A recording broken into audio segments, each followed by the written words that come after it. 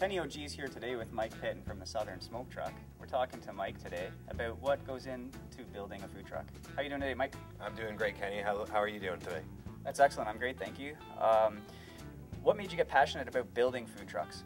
Well, having built my own and knowing what it takes to actually go through a build, and when we were looking, we actually looked out in the U.S. and all parts of Canada for a food truck and really couldn't find anything that was going to measure up to what we needed, so we decided to take one from scratch. And with the background that I have of mechanical and the knowing of a kitchen inside now, we figured we'd put one together ourselves. What are you taking from your own experiences and putting into the new trucks?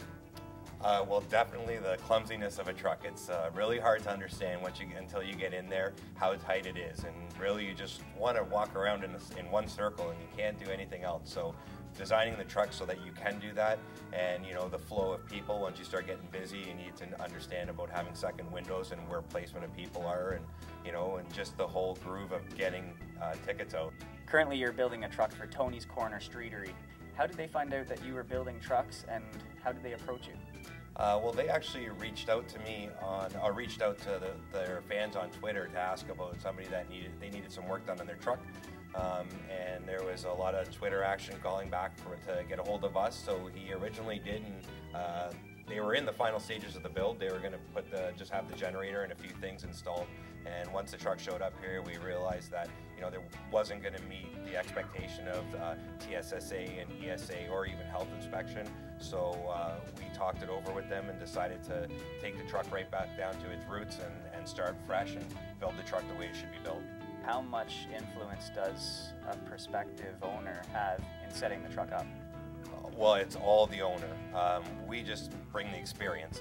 So we hope that even with Tony's Corner, that every step of the way he'll be here. Our shop's open to anybody that's going through a build, so that they can take their own pictures and see the design and how it's coming along. And we get a fitment when equipment comes in to make sure it is exactly where they want it before we move further. So we really have that personal bond between us and the people that are building it, especially because we're food truck owners ourselves, and we all know it's a community, it's a family. So the better I do a truck, that means the better that truck will do, and that means the better that the food truck community will do.